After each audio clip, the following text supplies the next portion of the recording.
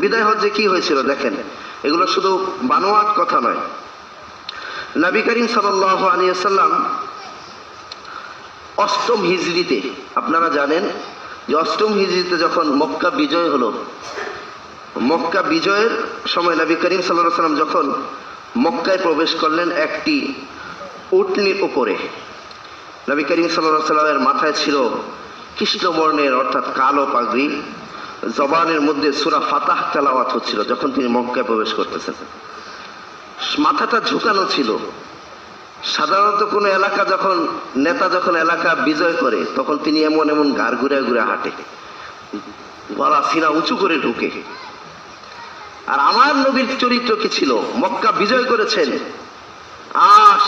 8 হিজরিতে, অষ্টম হিজরিতে একটি উটনির উপরে সওয়ার হয়ে মাথা নিচু করে সূরা ফাতাহ তেলাওয়াত করতে করতে, আল্লাহর কালাম তেলাওয়াত করতে করতে তিনি মক্কায় ঢুকতেছিলেন। ইতিহাসবিদরা বলেন, আমরা পড়েছি যে তখন যত কাফের ইয়াহুদি নাসারা ছিল তারা থরথর করে কাঁপতেছিল।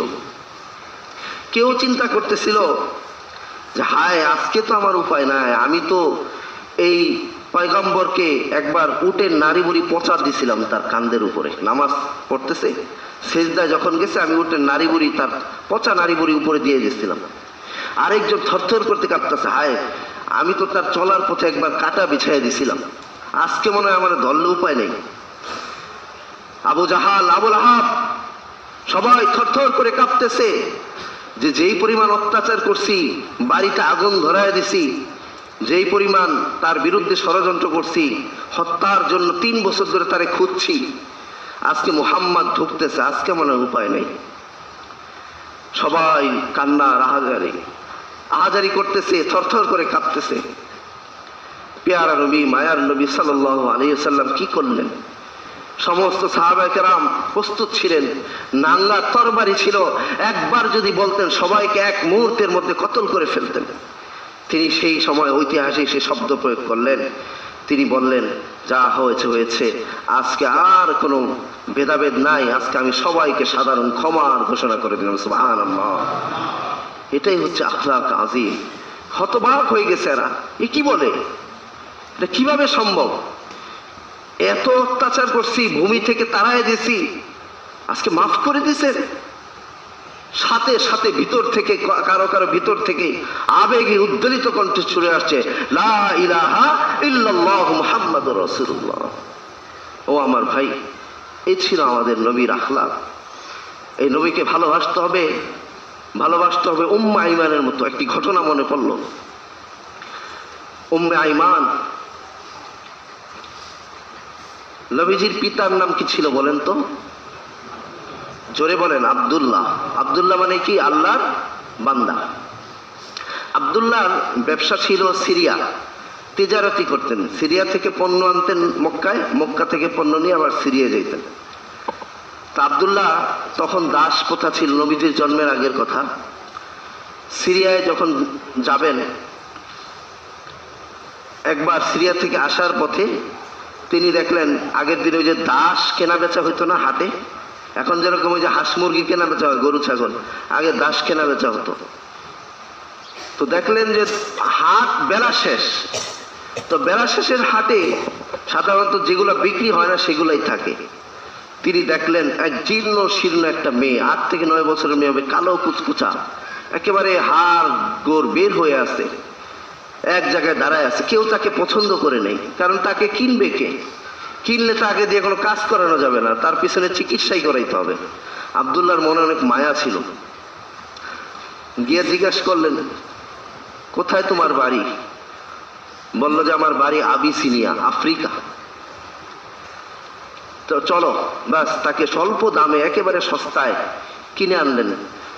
বিক্রেতাও খুশি যে যাক, এই আপদটারে বিদায় করতে পারছে, বুঝে নাই কি জিনিস হারাইছে, একটু পরে বুঝবেন। নিয়ে আসছে বাসায়, আমিনা তো খুশি, কিন্তু দূর থেকে দেখা যাও মা সাথে করে কি নিয়ে আসছে এটা? আমিনা তোমার জন্য একটা হাদিয়া নিয়ে আসছি।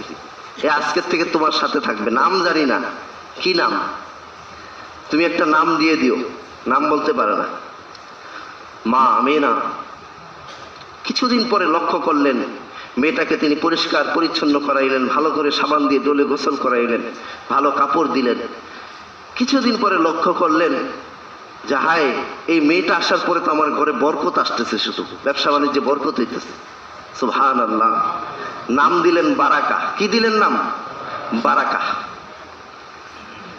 তো আব্দুল্লাহর আবার সফরের সময় হয়ে গেছে। আব্দুল্লাহ বলতেছে আমি যাচ্ছি 6 মাসের সফরে, বারাকা তোমার সাথে আছে, রেখে গেলাম, খেয়াল রাখো। আব্দুল্লাহ চলে গেলেন সফরে, আবার ব্যবসায়। তো কিছুদিন পরে আমিনা স্বপ্ন দেখলেন যে তার ঘরে আসমান থেকে একটি উজ্জ্বল নক্ষত্র খসে পড়ে ছুটে এসে তার ঘরের মধ্যে ঢুকে গেছে। সুবহানাল্লাহ। তো আমিনার আবার অভ্যাস ছিল ঘুম থেকে উঠে কিছু দেখলে এটা বারাকাকে বলতেন, আর কেউ তো নাই। বারাকাকে বলার পরে বারাকা বলতেছে যে বোন, আমার মনে হচ্ছে যে আপনার ঘরে আল্লাহ পাক চাঁদের মতো ফুটফুট একটি সন্তান দেবেন। সুবহানাল্লাহ। তো আমিনা তো এটা কল্পনাও করে নাই। তো কিছুদিন পরে খবর আসলো যে আব্দুল্লাহ এই সফরের মধ্যে আল্লাহ পাকের ডাকে সাড়া দিয়ে চলে গেছে। এই খবর পেয়ে বারাকা চিৎকার করে কান্না করতে করতে আমেনার কাছে এসে যখন বলল, মা আমেনা অজ্ঞান হয়ে গেলেন, স্বামী ছাড়া পৃথিবীতে কেউ ছিল না, স্বামী আখেরি বিদায় নিতে পারলো না, আসার পথিমধ্যে ইন্তেকাল করছেন। বারাকাকে ধরে কাঁদতে লাগলেন। এরপর থেকে কিছুদিন পরেই টের পেলেন যে গর্ভের ভিতরে পবিত্র এক অস্তিত্ব।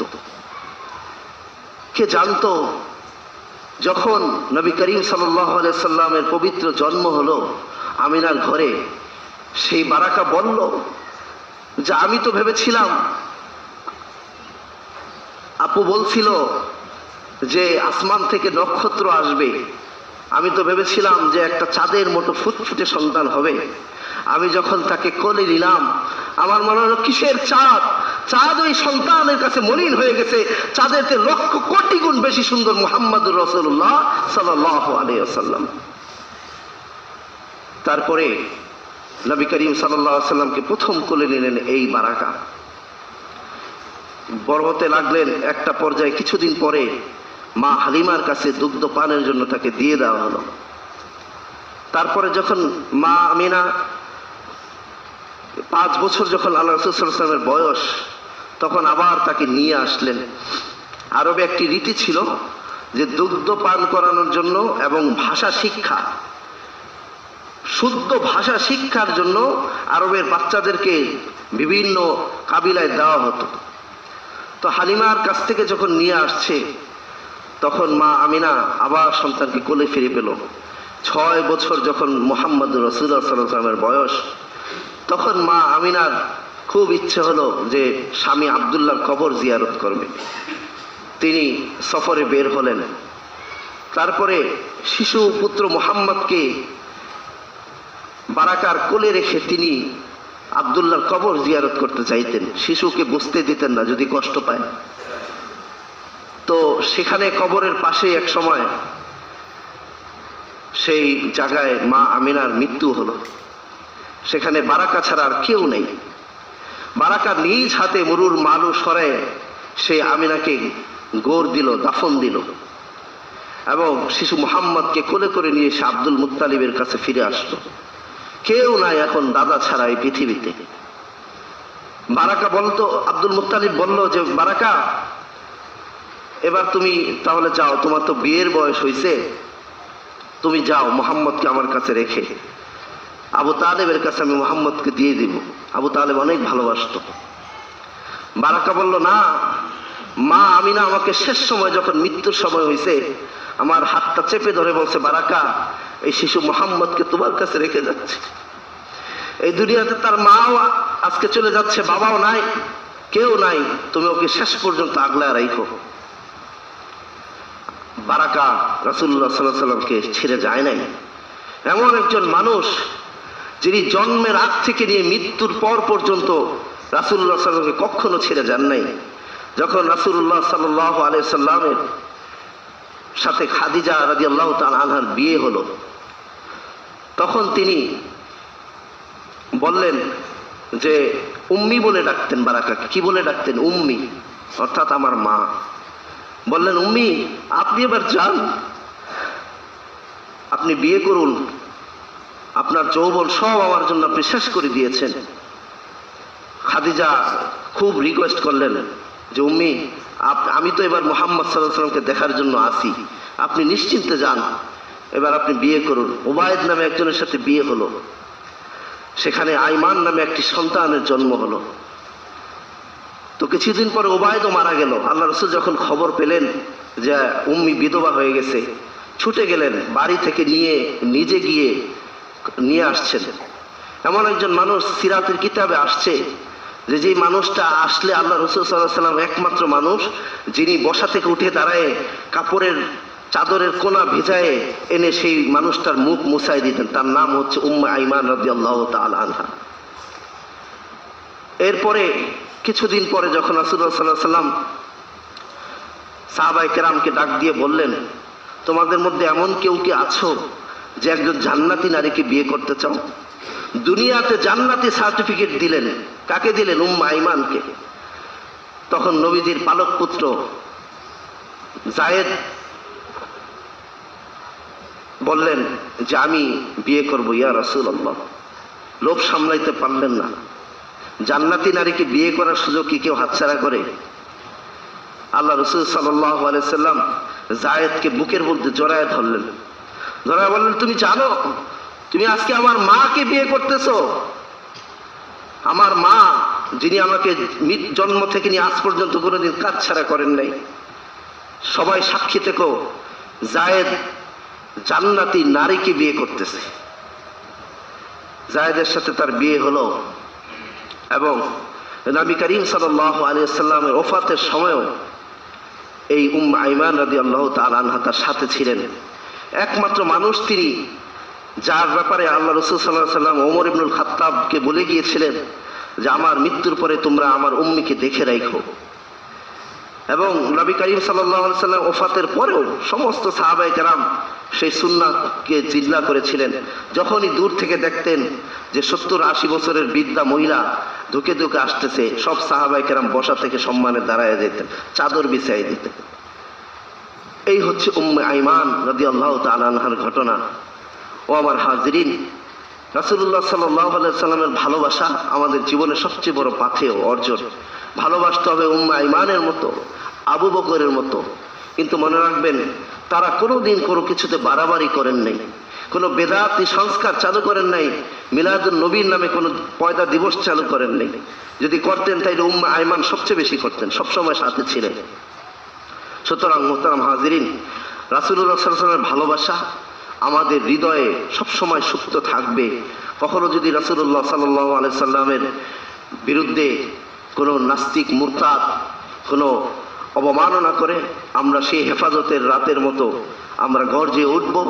আমরা সবসময় রাসূলুল্লাহ সাল্লাল্লাহু আলাইহি ওয়াসাল্লামের মহব্বতে দুরূদ শরীফ পাঠ করব এবং তার যে সুন্নতগুলো রয়েছে, রাসূলুল্লাহ সাল্লাল্লাহু আলাইহি ওয়াসাল্লামের যে মিশনগুলো রয়েছেন, তিনি কোরআন এবং সুন্নাহ রেখে গিয়েছেন আমাদের জন্য।